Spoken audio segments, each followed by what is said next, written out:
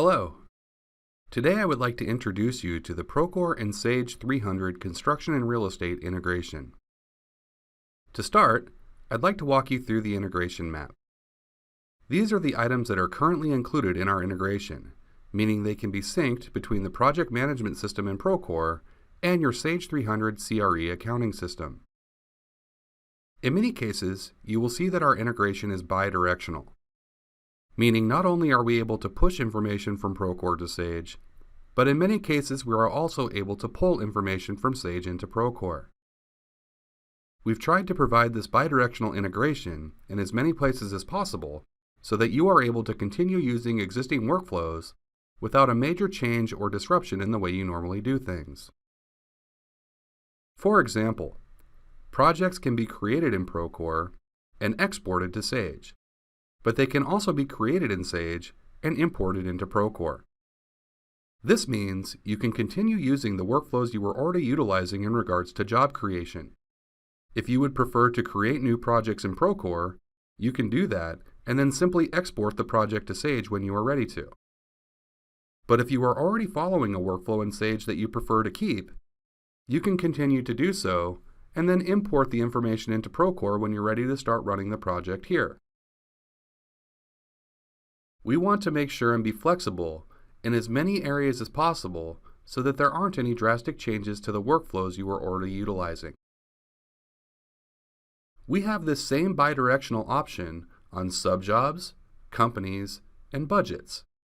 For each of these items, you can determine which software you would like to serve as the point of entry.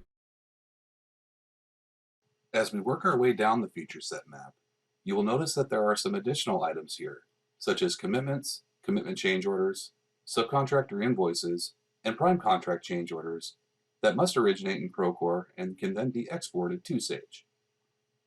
And likewise, there are a couple of others, prime contracts and cost data, that will need to be created in Sage and can then be easily synced into Procore.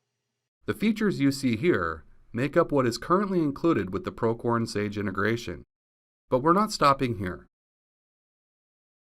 Our teams are continuing to work on enhancements and new features to include with this integration, so this is just the tip of the iceberg, so to speak.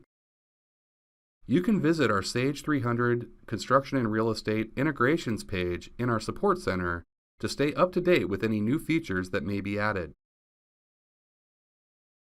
Let's go into the software now and take a look at some of these features in action. In this demonstration, I will show you how to take a subcontract commitment that was entered in Procore and export it to your company's Sage 300 CRE accounting system. Once the commitment has been exported to Sage, I will also show you how invoices entered and applied to the commitment in Sage Accounts Payable will update the job-to-date cost amounts displayed in Procore. Before you can export commitments, the project in Procore must be synced with the job record in Sage. You can easily see which of your Procore projects are linked to job records in Sage by viewing the Portfolio tab on the company level in Procore. The projects that have the green ERP linked banner next to the project name have been synced with a job in Sage. The projects that do not display this banner are not yet synced with Sage, but they can be exported to Sage from Procore at any time, and once that's done, they will also have the green banner next to their name. As we saw in the feature set map a moment ago, commitments for integrated projects must be entered in Procore and exported to Sage. I'm going to open one of the synced projects. Since I have quite a few projects in my portfolio, I will use the search box to locate the project I want to access.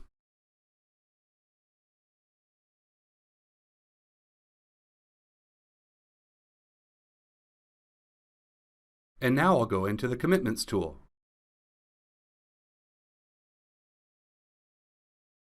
Here I have a commitment that has been entered in Procore, but it has not been exported to Sage yet. If we go to the Schedule of Values tab, we can see the cost code and cost type that was used on it. In this case, we have a single line item on the SOV, and the cost code is 9-250, and the cost type is subcontract. Once the commitment has been created in Procore, the next step I need to make it eligible to be exported to Sage is click the Send to ERP button. But you may have noticed that this button is grayed out and not available to be used at the moment. To find out why, I just need to hover my mouse over it. And a message is displayed that indicates why it is not available for use. In this case, the reason I am not able to send this commitment to ERP is because the status is not yet approved. Let's go back to the General tab, where we can see the status is currently set to draft. I will go ahead and change it to be approved now so we can start the process of exporting this commitment to Sage.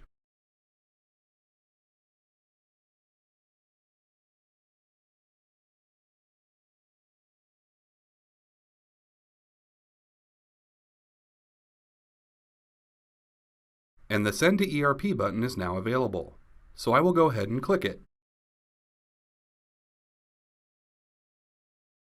This makes the commitment available in the ERP Integrations tab at the company level in Procore, where it can be approved and exported to Sage by an accountant. We will go over that process in a moment, but first, let's take a look at the budget for this project in Procore.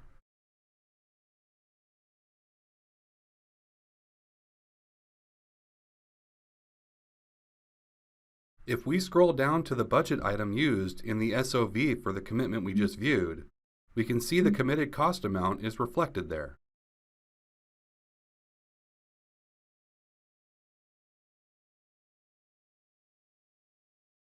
We also have a column to the right where the job-to-date cost for this budget item is displayed, and currently there isn't anything there. Once an invoice is entered and posted in Sage to this commitment, it will update this column in Procore with the cost amount. However, before we can apply an invoice to this commitment in Sage, we first need to export the commitment to Sage. Now that the commitment has been sent to ERP, we can go ahead and export it and eventually apply an invoice to it. By navigating to the company level and then selecting the ERP Integrations tool,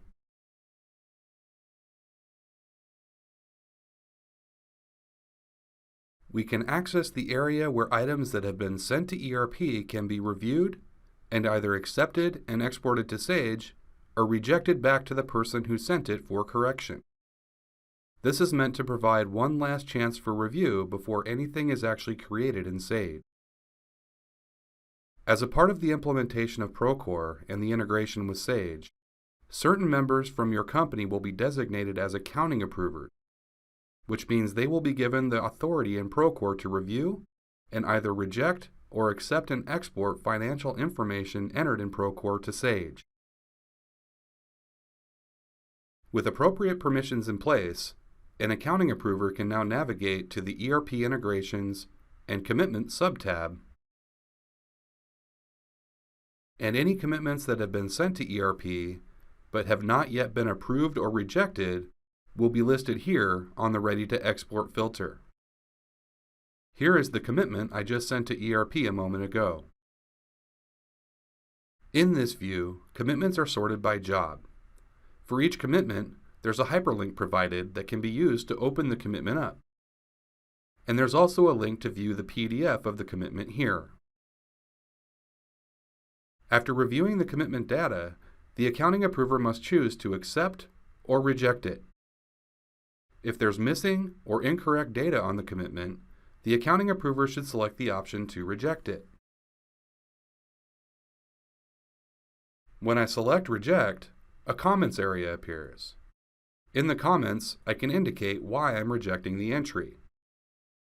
When a commitment is rejected, the person who clicked the Send to ERP button previously will receive an email letting them know that their entry was rejected, and any comments entered by the accounting approver will be provided.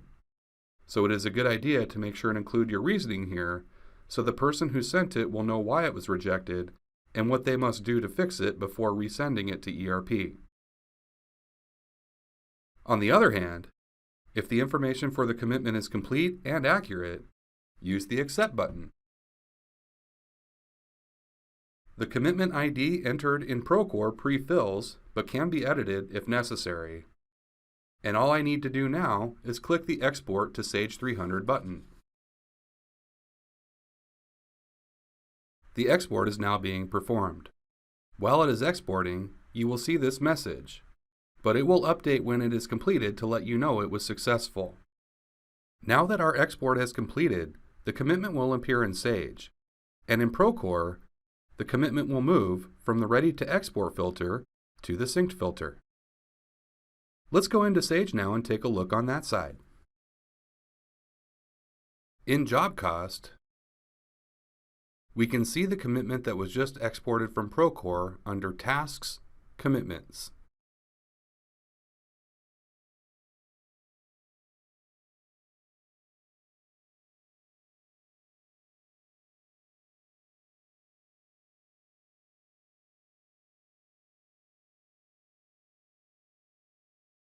And now we can apply an invoice to it in Accounts Payable under Tasks, enter Invoices. I will go ahead and enter an invoice for the full amount of the commitment. And in the Distributions, I can apply this invoice to the commitment that we sent down from Procore.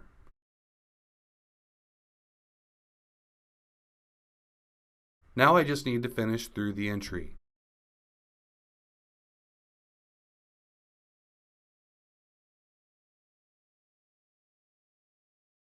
Assuming that the entry has posted successfully, the updated cost information will update my budget in Procore automatically. Let's go back into Procore and take a look. We can check the status of each of the commitments for the project by going back to the Commitments tool.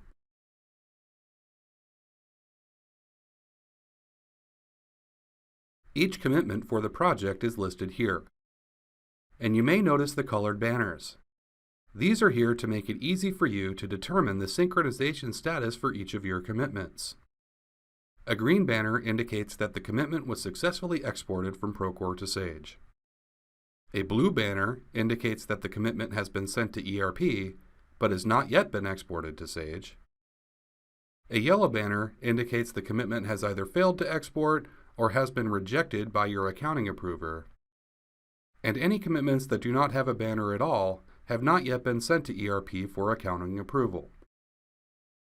We can see the one we successfully exported earlier does now have the green synced banner on it here. And if we go check the budget,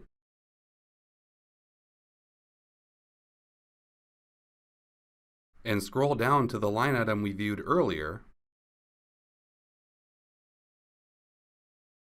we can see the job-to-date cost has updated and shows the amount of the invoice that was processed in Accounts Payable in Sage. And you may also notice that this amount is a hyperlink. I can click on it to see the transaction detail making up this amount. In this case, it shows us that this job-to-date cost amount is coming into Procore from the invoice we just entered and posted in Sage. If there had been more than one cost entry in Sage making up the total, each of them would be listed in detail here. This concludes our Procore and Sage integration overview and demonstration. Thanks for watching.